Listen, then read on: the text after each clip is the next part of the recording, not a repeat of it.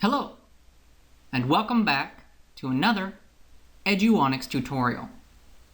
In this section, we're going over effects and techniques in Photoshop.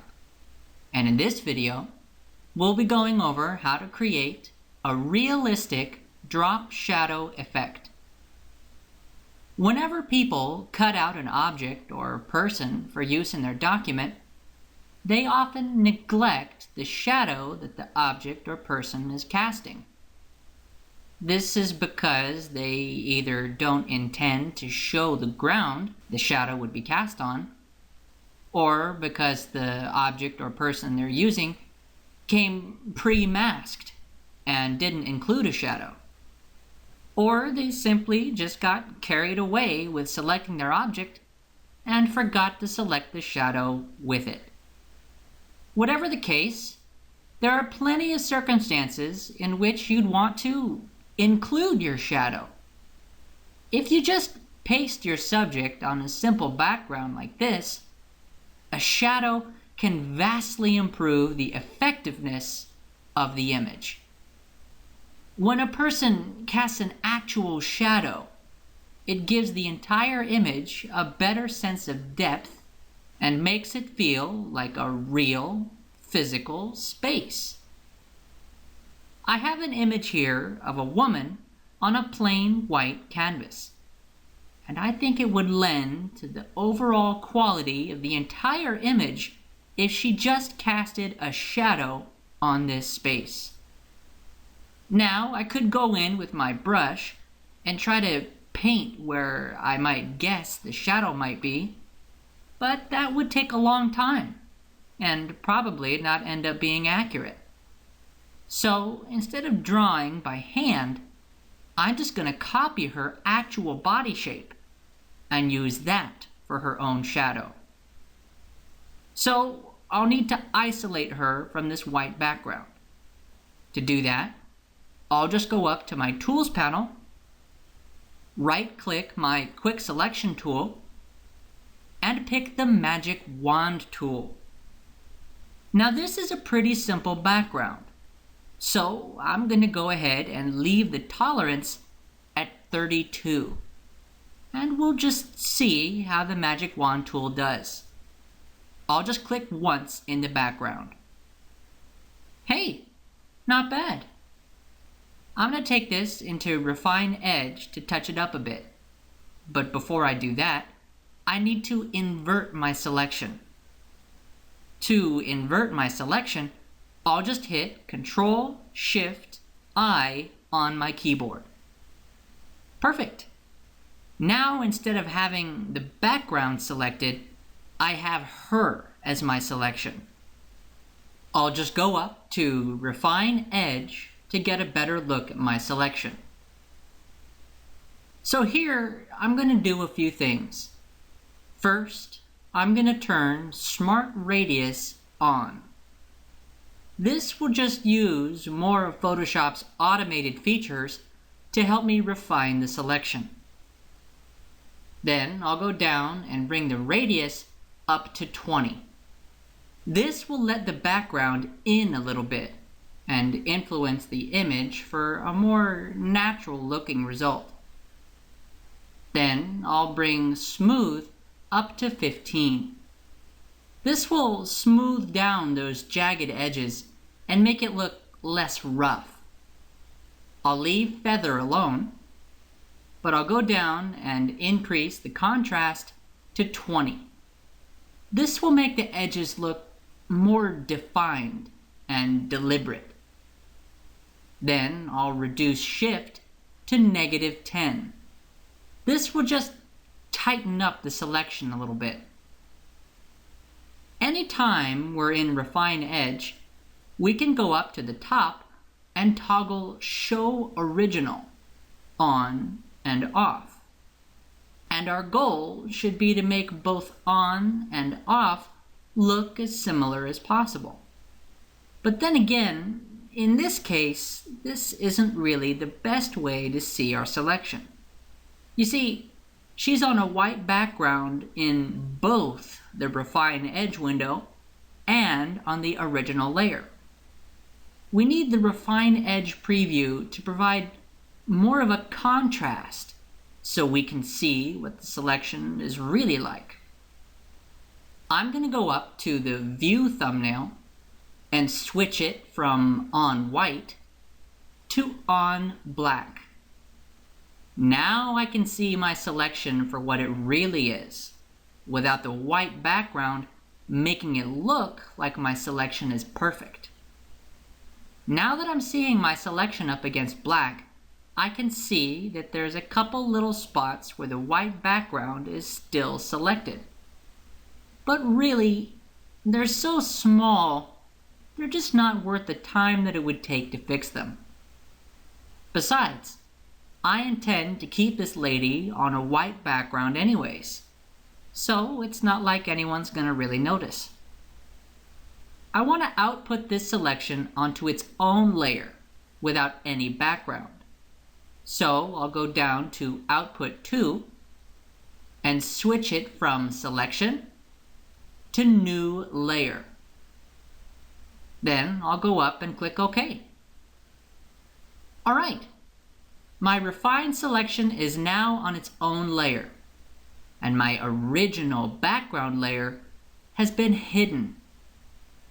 I'm going to keep my original background hidden, but I do need a plain white background to be behind her again. I'll go down to the bottom of the Layers panel and create a new blank layer. Then I'll fill this layer with white by going up to Edit, Fill. Then I'll switch from my foreground color to white. Then I'll go up and click OK. It looks like my new white background is in front of my layer with the lady on it, which means it must be on top of the lady layer in the Layers panel. So I'll go over to the Layers panel and drag my white background below her. There we go. Now I'm going to add a drop shadow to her layer.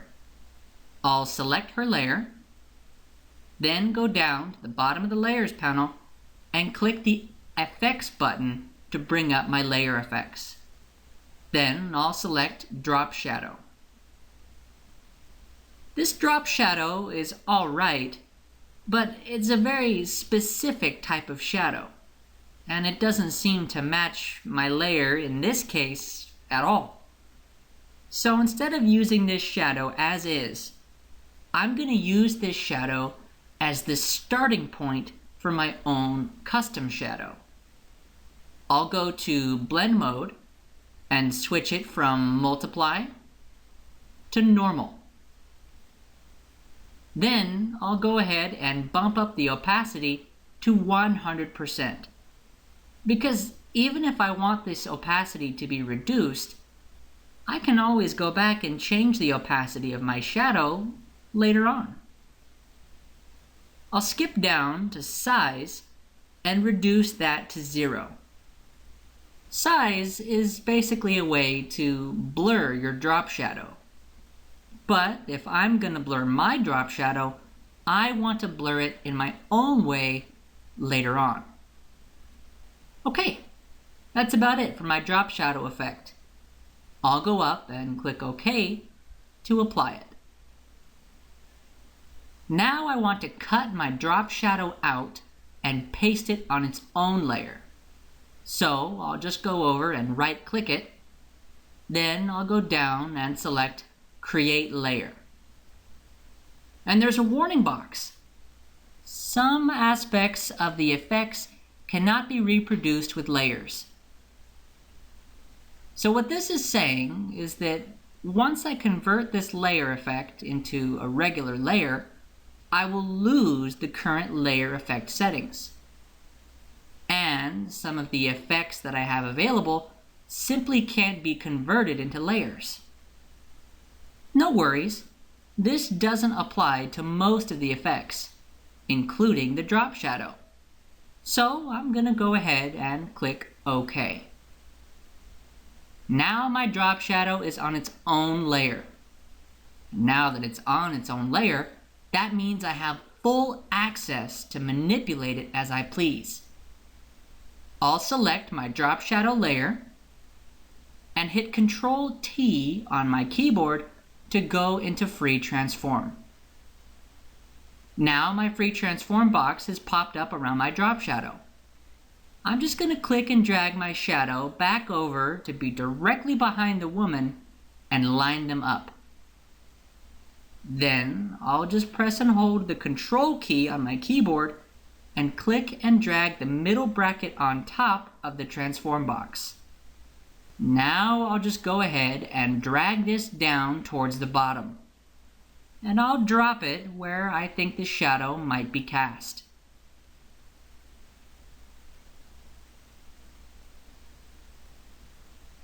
That looks pretty good. I'll go ahead and leave this here. Now I want the bottom of this shadow to line up where it would actually lie. So I'm going to focus on this point in the bottom of the heel and just hold the Control key and drag these other points so they match up nicely.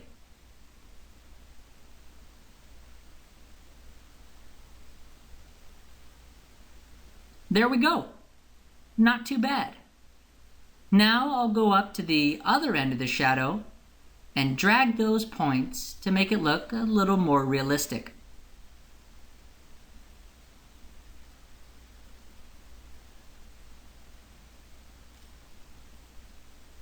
And I'll just tweak these around a bit till I'm happy.